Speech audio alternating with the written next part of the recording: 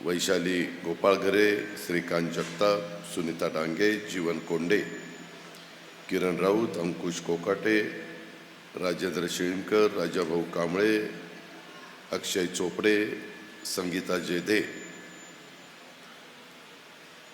कीर्ती देशमुख, मोहिनी देवकर, ओमकार खटपे, वर्षा तापकीर, अमोल पांगारे, अर्जुन भिलारे, आशिष देशमुख, सर्व भारतीय जनता पक्ष, राष्ट्रवादी काँग्रेस पक्ष, शिवसेना, रासप, RPI आठवले गट, RPI खरात गट, RPI कवाडे गट, सदाशिवराव खोतांची संघटना, विनायक मेटेंची संघटना आणि मनसे हिनं पण बिनशर्त पाठिंबा दिलाय. याचे उपस्थित असणारे सर्व सन्माननीय आजी माजी पदाधिकारी, कार्यकर्ते, माझ्या बोरवेल्ला मुळशी परिसरातील जमलेले सगळे सहकारी, पत्रकार मित्र आणि माझ्या तरुण मित्रांनो, आज भगवानराव पासलकरांनी मला खूप आग्रह केला होता की दादा तुम्ही आम्हाला अशा प्रकारचा मेळावा घेण्याच्याकरता वेळ द्या. मित्रांनो, दुपारचे दिवस आहेत, उन्हाची तीव्रता आहे आणि त्याच्यामुळं लोक बाहेर पडायला थोडेसे काकू करतायत. पहिल्या टप्प्यातलं महाराष्ट्रातलं मतदान झालं, देशाच्या तुलनेमध्ये कमी झालं. दुसऱ्या टप्प्यातलं महाराष्ट्राचं मतदान झालं, ते पण पहिल्यापेक्षा थोडंसं वाढलं. खरी आता कार्यकर्त्यांची कसोटी आहे. बूथ वाईज काम करणाऱ्या बूथ प्रमुखाची आणि त्यांच्याबरोबर काम करणाऱ्या कमिटीची, पन्ना प्रमुखाची, अशी या सगळ्यांची ही महत्त्वाची जबाबदारी आहे. जे चांगलं काम करतील तिथं पर्सेंटेज वाढेल, जिथं आपण कमी पडू तिथं पर्सेंटेज कमी होईल. मी सुरुवातीलाच आपल्या सगळ्यांचं मनापासून स्वागत करतो. अनेकांना बोलवायचं होतं, परंतु वेळ मर्यादित असल्यामुळं ठराविक मान्यवरांनी इथं भाषणं केली. मला निवेदन पण अनेक प्रकारची आली. मित्रांनो, मी सगळ्या महाराष्ट्रामध्ये किंवा आपल्या भागामध्ये फिरत असताना सांगतो, बाबांनो, ही भावकीची गावकीची निवडणूक, ही देशाचं भवितव्य ठरवणारी निवडणूक आहे. आज एवढा मोठा आपला देश सर्व दूरपर्यंत पसरलेला आहे. 135 ते 140 कोटी जनता, आपण सगळे 18 पगड जाती, 12 बलुतेदार तिथं राहतो आणि आपापल्या परीनं काम करतो. देशाला स्वातंत्र्य मिळून 75 वर्षापेक्षा जास्त काळ लोटलाय, पण अजूनही काही भाग मूलभूत समस्येपासून दूर राहिलेला आहे. तसं बघितलं तर माझ्या पुणे शहराचा विचार करा, पिंपरी चिंचवडचा विचार करा, आजूबाजूचा हवेली तालुका असेल, शिरूर तालुका असेल, खेड तालुका असेल, मावळ तालुका असेल, मुळशी तालुका असेल, इथं इंडस्ट्री आली, इथं विकास झाला, इथं गुंतवणूक झाली, इथल्या लोकांना काम मिळतंय, इथल्या तरुण तरुणींना रोजगार मिळतोय. इव्हन पुरंदरला पण तेच आपण पाहतोय. परवा पण विजयराव शिवतारेंच्या त्यांनी पुढाकार घेऊन जी सभा केलेली होती, त्याच्यामध्ये एकनाथराव शिंदे मुख्यमंत्री आणि मी आलेलो होतो. देवेंद्र फडणवीस, अमितभाईंची सभा होती म्हणून येऊ शकले नाही, पण त्यामध्ये देखील वेगवेगळ्या प्रश्नांचा ओहापोह माझ्या बारामती लोकसभा मतदारसंघाचा झालाय. मित्रांनो, मी तुमच्या सगळ्यांच्या समोर मी गाडगं ताकाला जायचं आणि गाडगं लपवायचं अशा प्रकारचं माझा भूमिका नाही आहे. मलाही तुमच्या पाठिंब्याची, तुमच्या पवित्र मताची, तुमच्या सहकार्याची गरज. महायुतीच्या उमेदवाराच्या करता 7 तारखेला बारामती लोकसभा मतदारसंघात आणि 13 तारखेला पुणे, मावळ आणि शिरूर लोकसभा मतदारसंघात हवी आहे. काही ठिकाणी कमळ आहे, काही ठिकाणी धनुष्यबाण आहे आणि 2 ठिकाणी शिरूर आणि बारामतीला लोकसभा मतदारसंघात घड्याळ आहे. आणि त्याच्यामुळे ती चिन्ह पण आपल्याला समजलं पाहिजे. 3 मशीन येणार आहेत. पहिल्या मशीनमध्येच आपल्याला ज्या उमेदवाराला मतदान करायचं आहे त्याच्यावरनं 2 नंबरचं नाव सुनेत्रा अजितदादा पवार असं तिथं रेकॉर्डला आहे. आणि तिथं घड्याळाचं चिन्ह त्या शेजारचं बटन दाबायचं. तुम्ही भोरवेल्लाकर असं म्हणाल की बाबा आम्ही बटन दाबायचं, आम्ही इतके वर्ष अनेकांना खासदार केलं, आमदार केलं, अनेकांना जिल्हा परिषद, तालुका पंचायत, साखर कारखाना, मार्केट कमिटी, दूध संघ, PDCC बँक अनेक ठिकाणी निवडून दिलं. शहरामध्ये काहींना नगरसेवक नगरसेविका केलं. आमच्यामध्ये काय फरक पडला? आत्ताही निवेदन देत असताना मला हेच सांगण्यात आलं की मी मागे भगवानरावांनी मला आग्रह केला होता की दादा इथं तुम्ही राजगड असं नाव आमच्या वेल्हा तालुक्याला द्या, आमच्या वेलेकरांची मागणी आहे.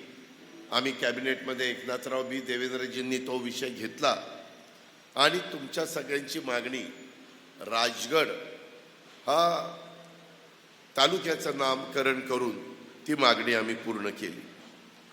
त्याच्यामध्ये प्रश्न काय?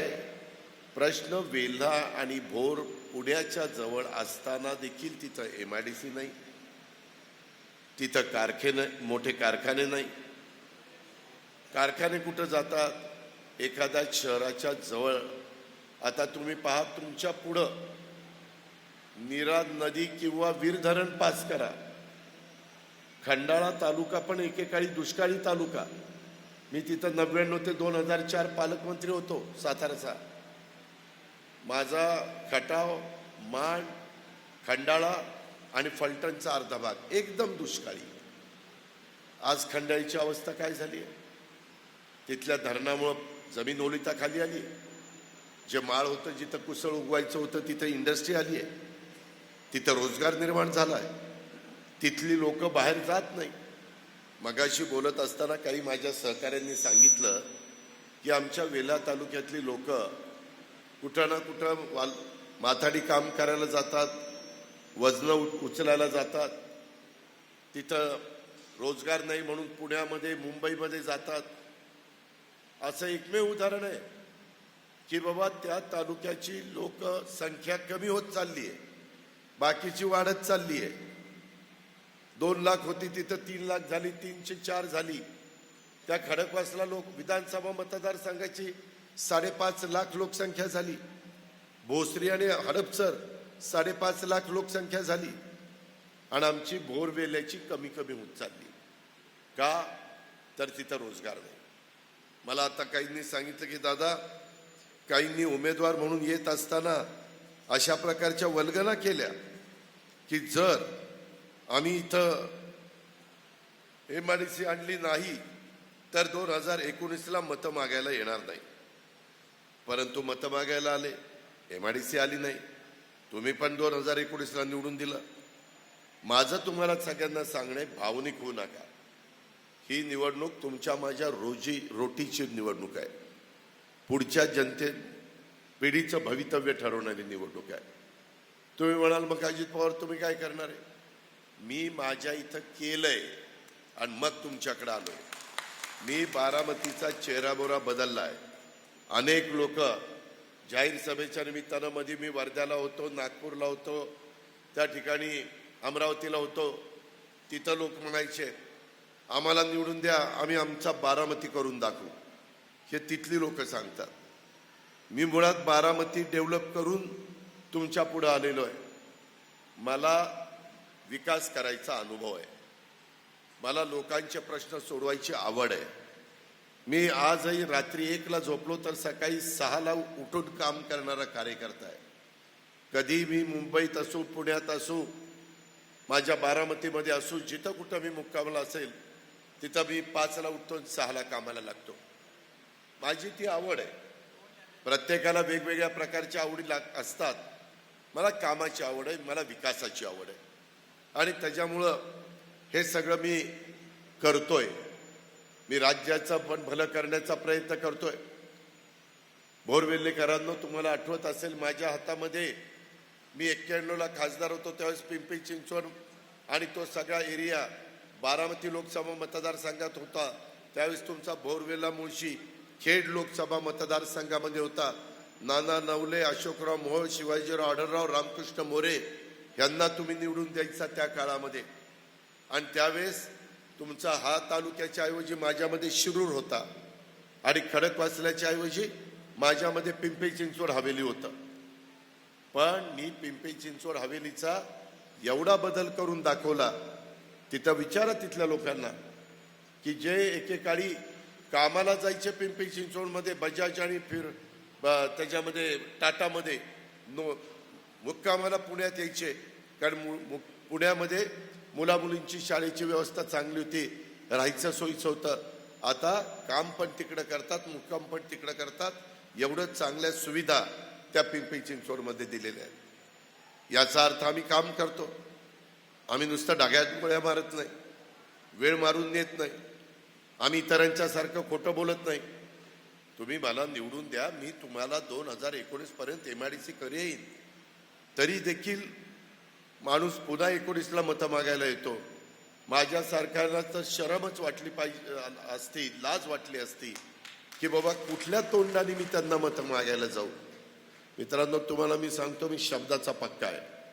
एक तर सहजासहजी शब्द देत नाही आणि दिला तर कुणाच्या बापाचं ऐकत नाही, मग तो पुराच करतो. ही महाराष्ट्राला पण माझी ओळख आहे. मी थोडासा कडक असेल पण कामाकरता कडक आहे. मी कारण नसताना जे बिनकामाचे आहेत त्यांच्या पुढं मी कडक भूमिका घेत असेल, पण कामाची माणसं आहेत त्यांना आपलंसं करण्याचा पण मी प्रयत्न करत असतो. मित्रांनो, आपल्या इथं वेगवेगळे प्रश्न आहेत. मुळात MIDCचा प्रश्न आहे. मी ते खातं आहे आमच्या उदय सामंतकडं, त्याच्याबद्दल तिथं MIDCचे CEO आहेत. उद्याची आचारसंहिता संपू द्या, मला 4-5 वेगवेगळ्या जागा तुम्ही सुचवलेल्या आहेत. कोणी उतरवलीची जागा सुचवलेली आहे, कोणी आणखीन कुठली जागा सुचवलेली आहे. मित्रांनो, MIDCला जरा जास्त जागा लागते. मला कुठल्या पट्ट्यामध्ये जिथं लोक शेतीवाडी करत नाही आणि ते जमीन खुशीनं देतील त्यांना मोबदला आम्ही चांगला देऊ. ती जमीन घेतल्यानंतर त्यांना काही पट्टीमध्ये मोबदला देऊ, जेणेकरून त्यांना दुसरी जमीन चांगली घेता येईल. ह्या प्रकारचं काम आम्ही महायुतीच्या मार्फत करू. आम्ही पण शेतकरी, आम्ही शेतकऱ्याला वाऱ्यावर सोडणारी माणसं नाही. मगाशी बोलत असताना मदत पुनर्वसनाचा मुद्दा इथं कोणी काढला. सुदैवाने माझ्या राष्ट्रवादी काँग्रेस पक्षाकडेच मदत पुनर्वसन खातं आहे, अनिल भाईदास पाटलांकडं. मी त्याच्याबद्दल त्याचे अधिकारी आपल्या काउन्सिल हॉलला बोलून तुम्हाला बोलून ती चर्चा करीन, पण तुम्ही पाठपुरावा केला पाहिजे. मी दर आठवड्याला पुण्यामध्ये असतो, अनेक जण इथं बसलेले मला भेटत असतात. त्याच्यामध्ये हे जे काही मुद्दे आता चर्चेला आलेले आहेत त्याच्यामध्ये मला महायुतीच्या सर्वच प्रमुखांना सांगायचं आहे की तुम्ही आता आपण दिलंय पत्र मग करल अजित पवार, असं काम होत नाही. त्याकरता पिच्छा पुरवावा लागतो, पाठपुरावा करावा लागतो. आणि तुम्ही सारखा पाठपुरावा केला तर मी तुमच्यावर चिडणार नाही. उलट मी म्हणेल की हे बरोबर करतायत, आपण अधिकाऱ्यांना ठराविक टाईम दिला पाहिजे आणि काम करून दिलं पाहिजे. तशा प्रकारे आपण MIDCचा प्रश्न सोडू. हा माझा आजच्या सभेच्या निमित्तानं तुम्हाला शब्द आहे. त्याच्यामध्ये तुमच्या इथं गुंजवणी धरण आहे.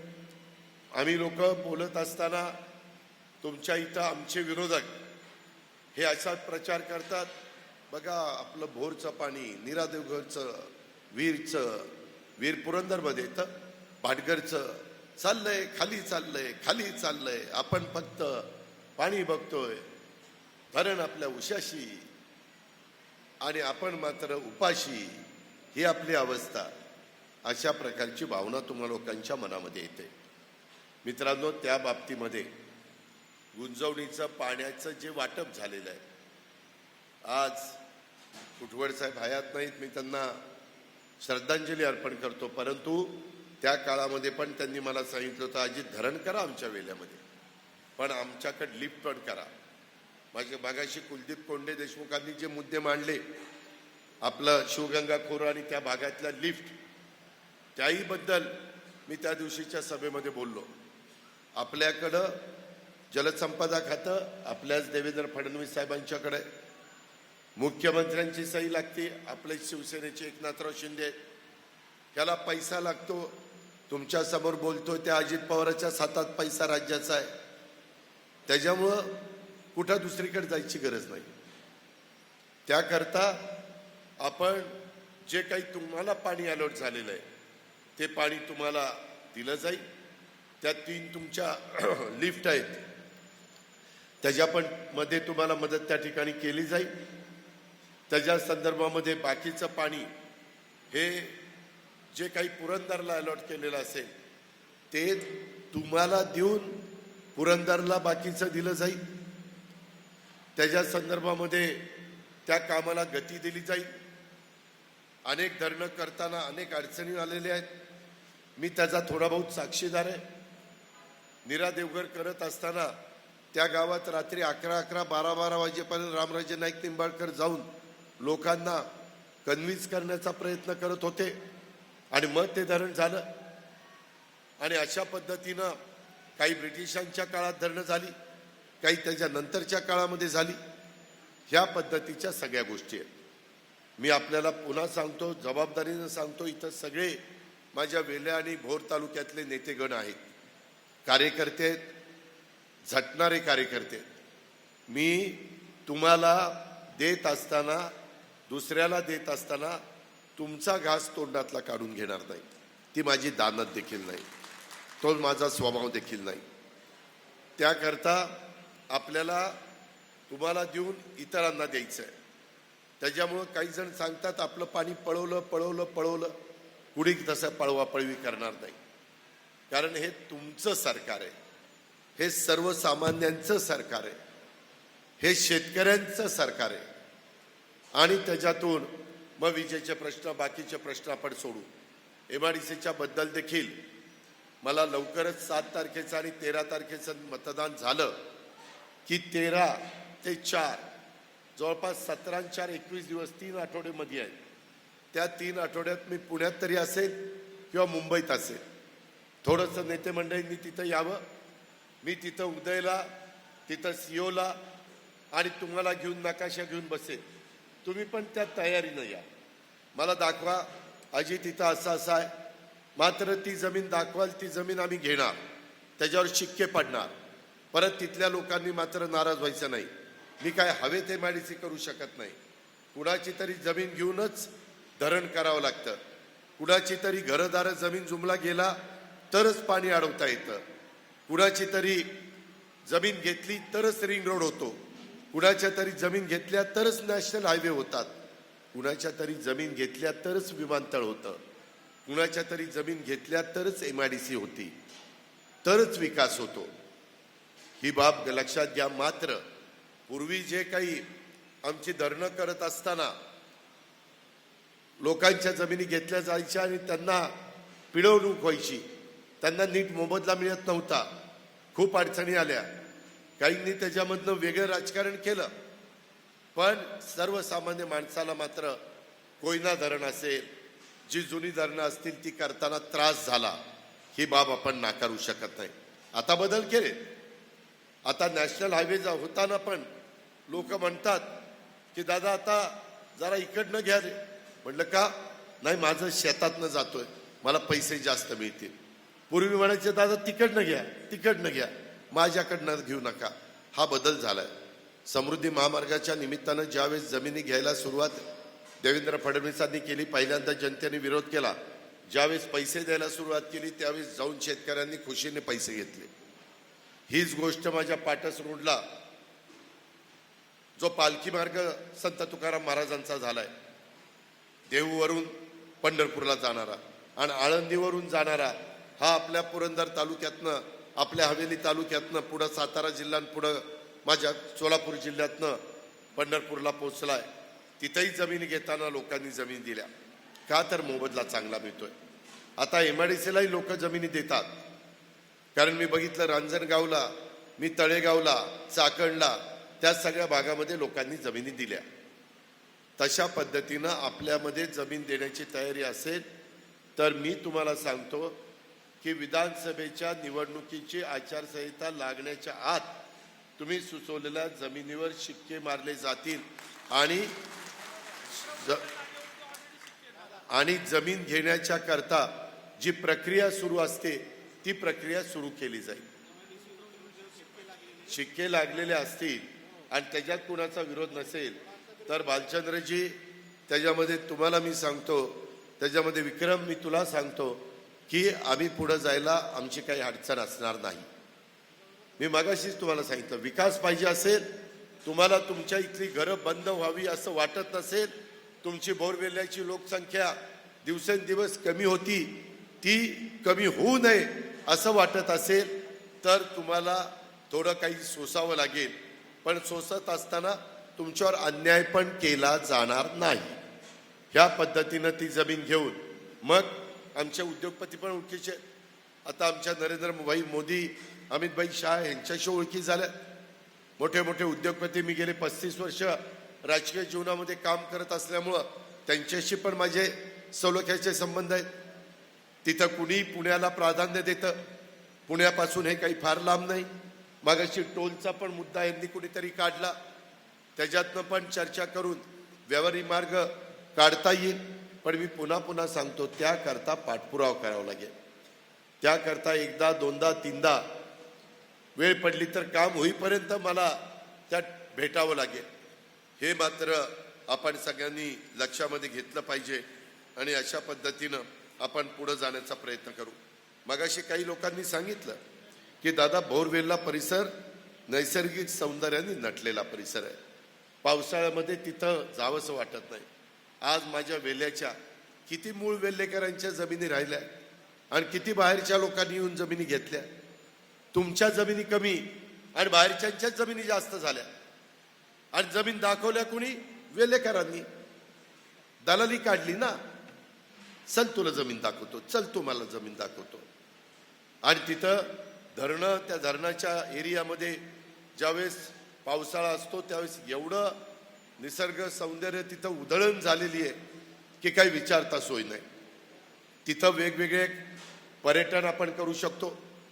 इथं भालचंद्र जगताप बसलेत, पुणे जिल्हा बँकेचे डायरेक्टर.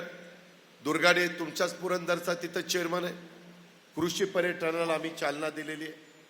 तुम्ही जसं कोकणात अभय गेला गे, अभय मांढरेंनी तिकडं कुठं जमीन घेतली कोकणात? दिव्यागरला.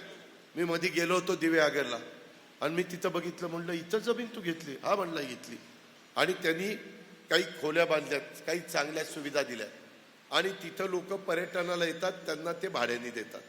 त्याच्यातनं चांगले पैसे कमवतात, चांगले पैसे मिळतात. मित्रांनो, डोकं पाहिजे. जाऊन सारखंच वजन नाही उचलायची. आपल्याकडं काय आहे आणि त्याचा कसा वापर केल्यानंतर पर्यटक आपल्याकडे येतील. कुणी कुणी त्या ठिकाणी हुरडा पार्टी करतं. हुरडा आणतात औरंगाबादहून, संभाजीनगरहून आणि देतात इथं गरम करून. हुरडा पार्टी. मग एक बैलगाडी तिथं ठेवतात, कुठं थोडेसे सशे कोंबड्या बिंबड्या ठेवतात. मग बैलगाडीतनं फेरी, ज्याची बरी परिस्थिती ती घोडा ठेवतोय, मग घोड्यावर बसून रपेट. लोक त्याला पैसे देत आहेत. हुरडा पार्टीला देखील लाखो रुपये कमवत आहेत लोक. तसं कृषी पर्यटनाला पण लोक पैसे देतात. काय? तिथं चांगली झाडं लावायची, आंब्याची लावा, त्याच्यामध्ये जांभळाची लावा, जी काही तुमच्या वातावरणामध्ये येतील ती झाडं लावा. ती झाडं लावली तर हिरवगार तिथं दिसेल. लोकांना शुक्रवार शनिवार रविवार लोक येतील, त्याच्यातनं स्थानिकांना रोजगार मिळेल. अहो, काही काही ठिकाणी महाबळेश्वरला जातात, तिथं स्ट्रॉबेरीचे आणि गाजर आणि मक्याची कणसं, म्हणजे त्या मक्याचा पैसा कमवतात. तिथं त्याला कोण लिंबू आणि तिखट मीठ लावते की लोक खात आहेत मस्तपैकी मक्याची कणसं. डोकं पाहिजे, पैसा मिळतो आणि चिकाटी पाहिजे, कष्ट करण्याची तयारी पाहिजे. तुमची आहे. तुम्ही एवढी ओझी डोक्यावर घेता तर हे तर काहीच नाही ओझं. हे फक्त हलकं फुलकं काम आहे, पण स्वच्छ केलं पाहिजे. उगीच काहीतरी ते पाणी आणा म्हटलं की पाण्याचे ते ग्लासमध्ये बोटं मोडायचे, दर पाणी, ती कशाला पाणी पिलते? जरा ट्रे पाहिजे, स्वच्छ ग्लास पुसलेला पाहिजे, तिथं माशा नसल्या पाहिजे, लोकांना प्लेट बीट स्वच्छ लागतात, तिथं झाडलोट चांगली पाहिजे. त्याला काय लागतं? स्वच्छतेची आवड लागते, बाकी काय लागतंय? आणि चांगलं झणझणीत झुणका भाकर, पिठलं भाकरी नाचणीची भाकरी, ज्वारीची भाकरी, तांदळाची भाकरी, मक्याची भाकरी जोरात ताव मारताय आणि तिथं जेवल्यावर पोटभर पैसे पण द्यायला मागं पुढं बघत नाही. ह्या पद्धतीनं आपल्याला कृषी पर्यटन करता येतं. त्याच्याकरता मी पुणे जिल्हा मध्यवर्ती सहकारी बँकेतनं तुम्हाला रिजनेबल दरामध्ये निधी देण्याच्या करता, लोन देण्याच्या करता तयार आहे. आत्ता स्वतः देशाचे पंतप्रधान तिसऱ्यांदा होण्याच्या करता मोदी साहेब निघाले. मुद्रा लोन पूर्वी 10 लाखाचं असायचं, आता 20 लाखाचं केलंय. त्याला जामीनदार नाही, फक्त घेतलेले पैसे मात्र फेडायचे. तेवढं मात्र काम करा. पहिल्यांदा नीट डोकं चालवा, कशाला पैसे घ्यायचे आणि ते गुंतवले तर आपण परतफेड करणार आहे का, ह्याची हमी तुम्हाला पाहिजे आणि त्या प्रकारे करा. आता इथं किल्ले, रायरेश्वर, राजगड ह्या सगळ्याच्या ठिकाणी वेगवेगळ्या प्रकारे इथं नेकलेस पॉईंट, नागेश्वर, बनेश्वर, अमकं तमकं. अहो मी तर मध्ये बनेश्वरला एका सभेला गेलो होतो. ते नसरापूर झाल्यावर काय कचरा, रा रा रा रा रा रा. नसरापूर ओलांडल्यावर एवढा कचरा तिथं टाकलाय की काय विचारतात सोय नाही. तुम्हाला वाटत नाही की आपण इथं घाण टाकली की बाहेरचे लोक कशी येते? त्या कचऱ्याची विल्हेवाट लावली पाहिजे. तुम्ही म्हणाला आम्ही कशी लावायची, तुम्ही आम्हाला सांगा, आम्ही जिल्हा परिषदेला सांगू. कचऱ्यावर प्रक्रिया करणारी नवी टेक्नॉलॉजी आलेली. PMRDA मध्ये तुमचा भाग येत असेल तर मी PMRDAला सांगेन की हे आपल्याला करायचं आहे. मागाशी काहींनी रस्त्याच्याबद्दल सांगितल्या, त्या गोष्टी आपल्याला DPC मध्ये राज्य सरकारमधनं किंवा आपल्या PMRDA मधनं जिल्हा परिषदेमधनं घेता येऊ शकतात. त्याच्यामध्ये आपल्या तालुक्याला ऐतिहासिक वारसा, युगपुरुष छत्रपती शिवाजी महाराजांच्या पदस्पर्शाने पावन झालेला तुमचा परिसर आहे. मध्ये मी सईबाईंचं तिथलं एक चांगलं काम समाधीचं करायचं ठरवलं. आता मी बघतोय, मला काही जण दाखवत होते की दादा तुम्हीच केलेली कामं, काहींनी पुस्तिका छापली हे आत्ताच्या खासदारांनी, आणि माझीच कामं निम्मी अर्धी त्याच्यात दाखवली. मी केलं. बारामतीतल्या तर सगळ्या इमारती मी बांधल्या आणि फोटो मात्र दाखवले, हे मी केलेलं आहे. मित्रांनो, जर ते केलेलं आहे तर भोरमध्ये काय केलं ते सांगा. भोरमध्ये तर काहीच केलं नाही, वेल्यात काही केलेलं नाही, नुसती भाषणं. अरे मी तर सकाळी 7 वाजल्यापासून रात्रीपर्यंत भाषणं करीन, पण भाषणं करून यांचं पोट भरणार आहे का? याला काहीतरी कृती करावी लागेल ना, काहीतरी निर्णय घ्यावा लागेल ना. त्याच्याकरता प्रशासनावर तुमची पकड असली पाहिजे ना. अधिकाऱ्यांना सांगितलं तर अधिकाऱ्यांनी पण समजलं पाहिजे, याला यांनी सांगितलं म्हणल्यावर काम केलं पाहिजे, असा तुमचा दरारा असला पाहिजे. परंतु तसा नाहीये. आता 3 वेळेला तुम्ही त्या ठिकाणी त्यांना निवडून दिलं, त्याच्यातनं काहीच तुम्हाला मिळालं नाही. आता मी म्हणतो त्यांना एकदा निवडून द्या. मगाशी कुणीतरी सांगितलं बोलत असताना, दादा आम्ही तुम्हाला निवडून देऊ, परंतु तुमच्या उमेदवाराला निवडून देताना जर नाही MIDC आली तर त्या ठिकाणी आम्ही 2024ला तुम्हाला मग परत तिथं उभं करणार नाही. अरे मीच उभा राहणार नाही तर तुम्ही काय मला उभं करताय? कारण माझंच मन मला काही की मला कुठला राईट आहे बोरवेल्याकडे जायचा. तिथे MIDC मी नाही दिली तर मी देणार, मी शब्दाचा पक्का आहे. आणि त्याच्यामुळं तुम्ही त्या संदर्भामध्ये मला साथ द्या, मी तुम्हाला मदत करायला तयार आहे. आणि त्या प्रकारे माझ्या भोरवेल्ला परिसर नैसर्गिक सौंदर्याने नटलेला भाग, तिथं पर्यटनाला, व्यवसायाला चालना देण्याच्या करता आपण सगळेजण एकमेकाला सहकार्य करू. पर्यटनाचे पण आमचे पर्यटन विभाग आहे, त्याला चांगला निधी असतो, त्यातलाही निधी मी तुमच्याकरता देऊ शकतो. कारण पर्यटनाला निधी द्यायचं माझ्या हातात आहे. मी निधी वाटप करत असताना त्या मंत्र्याला म्हणेन मी निधी तुला देतो एवढा, पण माझ्या भोरवेल्याला एवढा दिला तर तुला एवढा. ती लगेच म्हणेल बाबा मी देतो तुला. आपल्या ग्रामीण भागात म्हणतात, जेवणाची पंगत बसली आपल्या लग्नाची, वाढप्या ओळखीचा असला तर चांगलं मिळतंय, भरपूर मिळतंय. तसं वाढप्या माझ्या हातात आहे, तिजोरी किती वाढायची काय करायचं ते. त्याच्यामुळे तुम्ही ती काळजी करू नका. मी महायुतीच्या उमेदवाराला मतं मिळवण्याच्या करता हे सांगतो, हे डोक्यातनं काढा. मी पुन्हा पुन्हा सांगतो, मला काम करायला आवडतं, मला विकास करायला आवडतो आणि त्या पद्धतीनं आपण त्याच्यामध्ये पुढे जाऊ. त्याच्यामध्ये ऐतिहासिक माझ्या भोरवेल्ल्यामध्ये किल्ल्याची पार्श्वभूमी आहे ह्या तालुक्याला आणि गड किल्ले संवर्धनासाठी आम्ही यंदाच्या बजेटमध्ये तिथं टाकलेलं आहे की महाराष्ट्रातल्या गड किल्लेचं आम्ही संवर्धन करणार, त्याला निधी देणार, तो ऐतिहासिक ठेवा जपण्याच्या करता आम्ही प्रयत्न करणार. त्याच्याही बाबतीमध्ये आम्ही तर जाहीर केलेलं आहे, आम्हाला तर सगळीकडे द्यायचं आहे, परंतु देताना पहिल्यांदा मी तुम्हाला देईन, ही आपली तयारी आहे. त्याच्यामध्ये ते मतदान दरवर्षी कमी होत आहे, तरुण वर्ग शहराकडे जातोय, वयस्कर मंडळी फक्त गावामध्ये राहत आहेत. चित्र बदलण्याच्या दृष्टीनं काम केलं पाहिजे. आज तुमच्याकडं राज्य आणि राष्ट्रीय स्तरावरचे कुस्तीगीर आहे, एक प्रकारे कुस्तीगिरांची खाण तुमची आहे. क्रीडा संकुल पाहिजे, मला जागा दाखवा. क्रीडा खातं संजय बनसोडे माझ्या राष्ट्रवादीचा कार्यकर्ता आहे, मीच त्याला, आम्ही सगळ्यांनी मिळून लातूरचा उदगीरचा तो कार्यकर्ता आहे. त्याच्याकडे क्रीडा खातं, युवक कल्याण खातं आणि बंदरे खातं.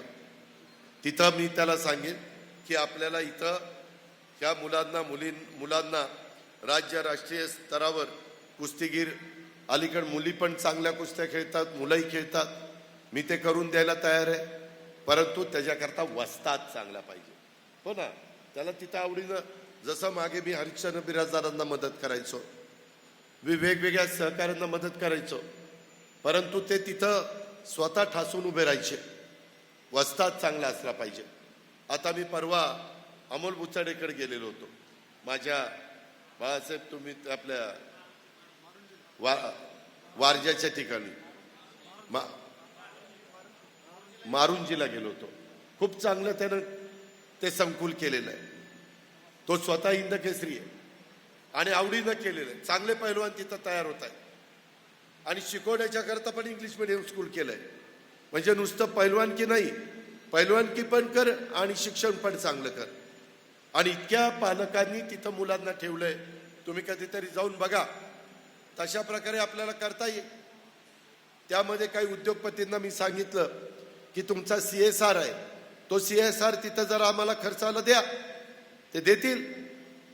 काही राज्य सरकारचं, काही DPDC मधनं मी देईल, त्याच्यात पण आम्हाला देता येतं, आणि काही आपल्या CSR मधनं. त्यामुळे हे पण काम आपल्याला करता येईल. अशा पद्धतीनं आता मला एक चिठ्ठी आली की दादा, भोर तालुक्यात उतरवली गावातील MIDC जमिनीवर शिक्के पडलेले 550 एकर आहे, पण ते 550 एकर तसं कमी अजून जर वाढलं तर जास्त चांगलं होईल. ते बघा, शेवटी तो तुमचा अधिकार आहे.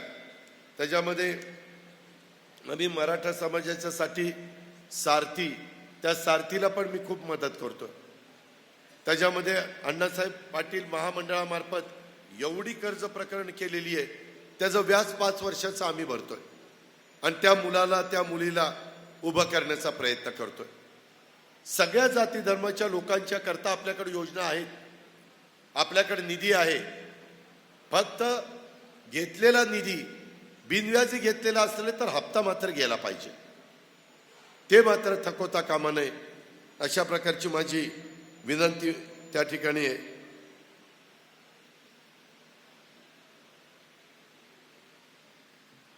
आता वेगवेगळे अनेक इथं सूचना येत आहेत.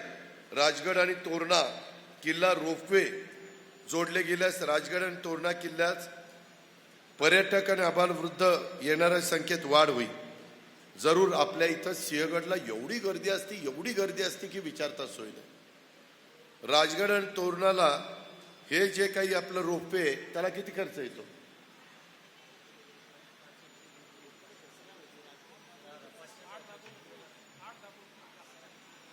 अरे नक्की काय ते सांगा.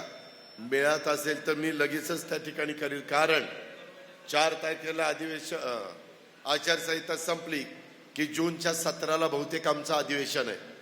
त्या अधिवेशनामध्ये मला मंजुरी देता येईल, त्याबद्दल कुठली काही अडचण येणार नाही. आपण ते करू शकतो, हे पण आपण सगळ्यांनी लक्षात ठेवा. भोर तालुक्यात MIDC स्थापन करण्याच्या बद्दल मी सांगितलं. राजगड तालुक्यातील गुंजवणी धरणाची व्याप्ती वाढून तालुक्यातील शेतीसाठी त्याचं जे नियोजन केलेलं आहे. आता देवेंद्र फडणवीस एकनाथराव शिंदेच्या सरकारने काय केलं, भुईपाटाने पाणी देऊन पाण्याचं पर्क्युलेशन होतं, कॅनॉल पाझरतो, फाटे पाझरतात, पाणी वाया जातं, अडथळत पाणी पुढं जातं. त्याच्यावरती बंद पाईपलाईननं पाणी, बटन दाबलं की पाणी तिथं जागेवर गेलं पाहिजे. तशा पद्धतीनं आता टेक्नॉलॉजी तिचा वापर केला जातो. त्याच्यातून जे काही पाण्याची बचत होईल. आणि आत्ता तुम्हाला दिलेलं पाणी, कारण धरण करतानाच त्या पाण्याचं वाटप झालेलं असतं. ह्या सगळ्याचा ताळमेळ आपण त्या ठिकाणी घालू आणि तुम्हाला शेतीसाठी जे पाणी पाहिजे ते उपलब्ध करून देऊ. वेले खडकवासला जोडणारी पाबे खिंडीचा बोगदा, हा बोगदा करण्याच्या करता ह्याला खर्च किती? अंदाजे ढगात गोळ्या मारू नका, खरं ते सांगा.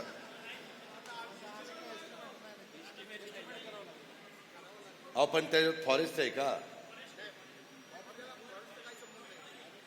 फॉरेस्ट असेल तर मला त्रास होईल.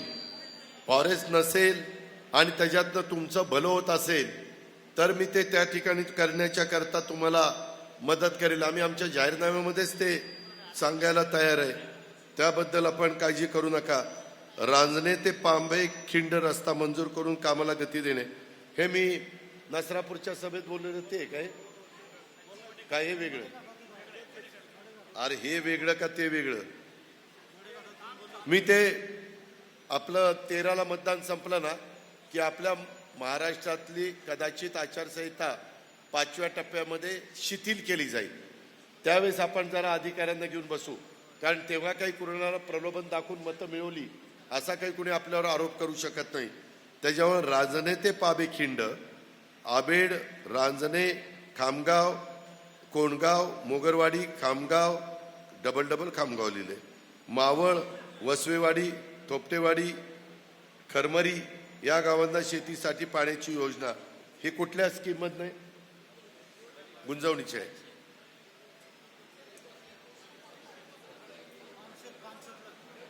याला काय रे, तुम्हालाच माहित नाही, काही मला सांगताय. एक म्हणताय पाचशे, एक म्हणताय खडकवासला, एक म्हणताय गुंजवणी. नाही, मी हे अधिकाऱ्यांशी चर्चा करीत. तुम्ही ज्यांनी दिलंय, खरं तर भगवानरावांनीच हे दिलंय, पण मडेघाटातून महाडला जोडणाऱ्या रस्त्याचं ह्या कामाला गती देणं, याबद्दल पण काहीतरी त्याच्यात अडचण आहे, पण मी त्याबद्दल चर्चा करून मार्ग काढीन.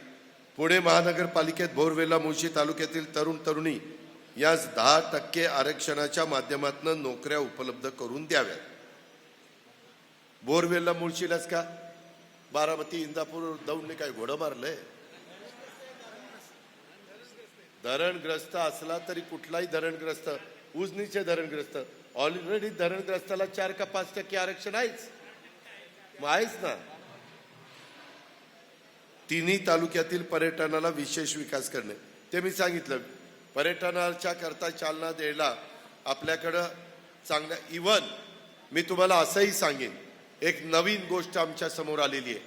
जर कोणी गुंतवणूक करायला तयार असेल आणि त्याच्यामध्ये समजा 50 कोटी रुपये खर्च करायचा आहे, पण 50 कोटी खर्च करून त्याचे रिटर्न मिळत नाही, तर त्यांनी 40 कोटी खर्च करावा.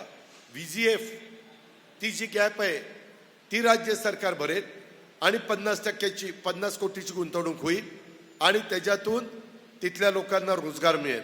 अशाही प्रकारच्या काही योजना राज्य सरकारच्या आपल्याकडे आहेत. कदाचित त्या तुम्हाला माहिती नव्हत्या, परंतु त्या तुम्हाला माहिती करून मी यामध्ये मार्ग तुम्हाला काढून देईल.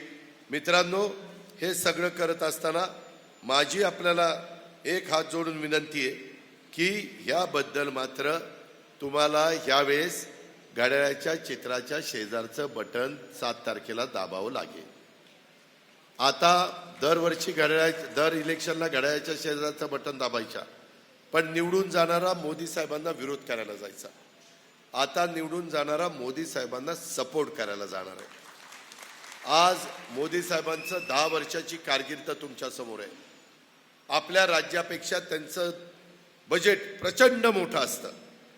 जसं आम्ही पुण्यामध्ये मेट्रोला त्यांच्याकडनं पैसा आणला, 24/7 पिण्याच्या पाण्याची योजना राबवण्याच्या करता पैसा आला, नदी सुधार कार्यक्रमाच्या करता कोट्यावधी रुपयाचा निधी आला, इकॉनॉमी विकर सेक्शन EWS त्यांना घरं बांधण्याच्या करता निधी आला, सिवरेज ट्रीटमेंट प्लांट STP ते तयार करण्याच्या करता पैसा आला.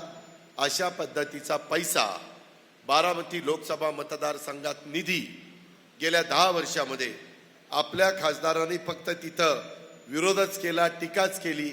त्यामुळं त्यांना त्याच्यातनं काय मिळालं मला माहीत नाही, पण आपल्या मतदारांचं नुकसान झालं. आता हे नुकसान आपल्याला करायचं नाही. आया बहिणींनो, मला तुम्हालाही सांगायचं आहे, ही निवडणूक भावनिक करू नका. ही निवडणूक आपलं पुढचं भवितव्य उज्ज्वल करण्याची आहे. आणि मी ज्या गोष्टी तुम्हाला सांगितल्या, वेला तालुका तर अवघ्या 2 जिल्हा परिषदेचा गट असणारा तालुका, फार मोठा तालुका नाही. आम्ही मोठ्या मोठ्या तालुक्यांचा विकास केलाय. भोरवेलला त्या दृष्टिकोनातनं मुळशी हे लहान तालुके आहेत, याची जाणीव माझ्या भोरवेलला मुळशीकरांनी ठेवावी. आणि या प्रकारे आपण तिसऱ्यांदा नरेंद्र मोदी साहेबांना पंतप्रधान करण्याच्या करता त्यांच्या विचाराचे खासदार मग शिवाजीराव आढळराव पाटील घड्याळ शिरूरमधनं, सुनेत्रा पवार घड्याळ बारामती लोकसभा मतदारसंघातनं, पुणे शहरातनं कमळ मुरलीधर मोहोळ आणि आमचं असणारं धनुष्यबाण हे आमच्या मावळातनं श्रीरंगप्पा बारणे. अशा पद्धतीनं आम्ही वेगवेगळ्या विचाराचे असलो तरी विकासाच्या करता आम्ही एकत्र आलेलो आहे. एकमेकाची नुसती उणीधुणी काढून, एकमेकाशी भांडून, एकमेकाची लक्तरं काढून मित्रांनो विकास होत नाही. आज तुम्ही टीव्हीवर बघा, यांनी काहीतरी बोलायचं, त्यांनी काहीतरी बोलायचं, एकदम खालच्या तळाचं राजकारण चाललंय.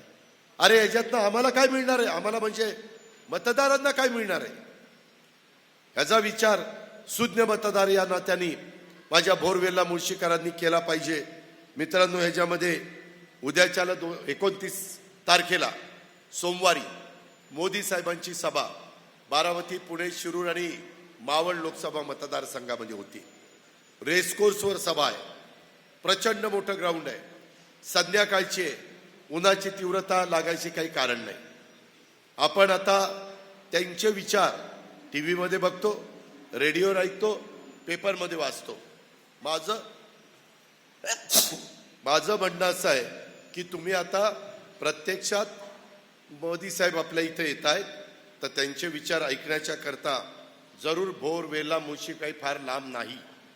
तुम्ही लोकांनी आलं पाहिजे. काही जण तर इथंच राहता, वेळ काढव, तिथं या आणि तिथं सभा ऐका. अशा प्रकारची माझी महायुतीच्या तर्फे तुम्हाला सगळ्यांना आग्रहाची विनंती आहे.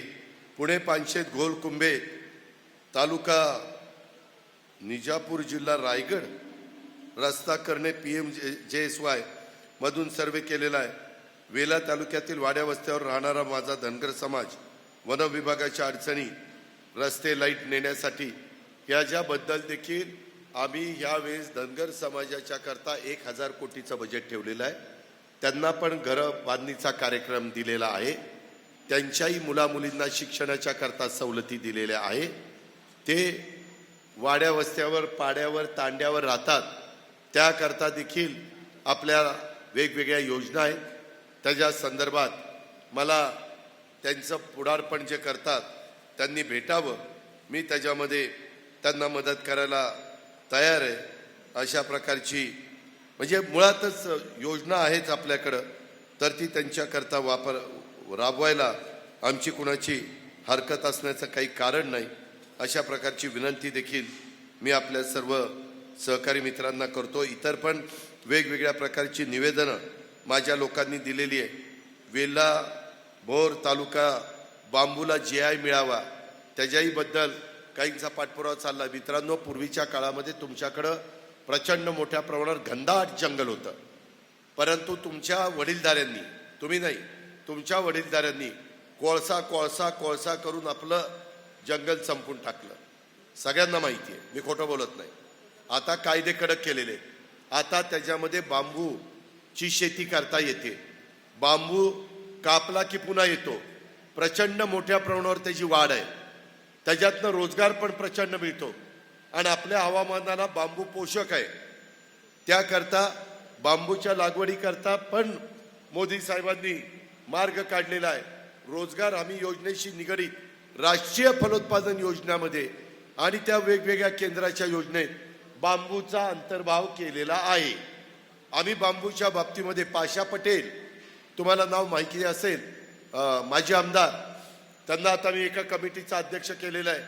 स्वतः एकनाथराव शिंदेची जमीन, शेतीवाडी, घर, गाव हे महाबळेश्वरच्या तिथं आहे. तिथंही त्यांनी बांबूच्या बद्दल, बांबूमध्ये एवढे प्रकार आहेत की तुम्ही पण आश्चर्यचकित व्हाल. अशा पद्धतीनं आपल्याला तिथं रोजगार देता येईल. त्याच्यातनं दुसरीकडे जाऊन कामधंदा करण्याची गरज नाही, घराला टाळे लावायची गरज नाही, तिथली लोकसंख्या कमी करण्याची गरज नाही आणि दुसरीकडे जाऊन तिकडची वाढवायची गरज नाही. आपल्याच त्या भागामध्ये रोजगार आणि हे सगळं काम त्या बाबतीमध्ये तुम्हाला करून देतो. त्याच्यामध्ये राजगड तालुक्यातील दोन्ही महापुरुषांचे अनावरण थांबलेले आहे, याची दखल घ्यावी. आता कुठल्या महापुरुषांचं अनावरण थांबलं हे मला आता सगळं सांगू नका. मी ह्यांना सगळ्यांना असं वाटायला लागलं की अजित पवार आता भाषण करणार महाराष्ट्रातनं पळून जाणार कुठं तरी. अरे नाही, एक मिनिट मी इथंच आहे. आता काही गोष्टी सांगताना आचारसंहितेचा भंग होईल, त्याच्याकरता मी मगाशी सांगितलं आचारसंहिता संपली, दर आठवड्याला सर्किट हाऊसला आहे, दर आठवड्याला काउन्सिल हॉलला आहे, सकाळी 7ला आहे. काही उठायच्या आधी तिथं जाऊन बसतोय. या, बसा, भेटा, अडचण सांगा, अधिकाऱ्यांना बोलवतो. हे असं म्हणतायत, तुझं काय म्हणणं आहे? दोघांशी चर्चा करील, मार्ग काढून प्रश्न निकाली काढी. आहे ना तेवढी आपली ताकद. या प्रकारे आपण पुढे जाण्याचं काम करू. त्याच्यामध्ये माझी दुसरी एक विनंती आहे की कुठल्याही परिस्थितीमध्ये तुम्ही गहाळ राहू नका. पहिल्यांदा उमेदवार आम्ही जरा उशिरा जाहीर केलेला असल्यामुळं सगळीकडे उमेदवार पोहोचू शकलेला नाही. तो उमेदवार उगीच माझी बायको आहे म्हणून मतदान करा असं मी म्हणत नाही. त्यांनी आमच्या गावामध्ये संत गाडगेबाबा ग्राम स्वच्छता अभियानामध्ये माझं काटेकरवाडी गाव महाराष्ट्रात पहिलं आणलं. त्यांना एन्व्हायरमेंट फोरम म्हणजे झाडं लावण्याचा, ओढा खौलीकरण, सरळीकरण, रुंदीकरणाचा, अशा पद्धतीनं एन्व्हायरमेंटचं काम ते करतात.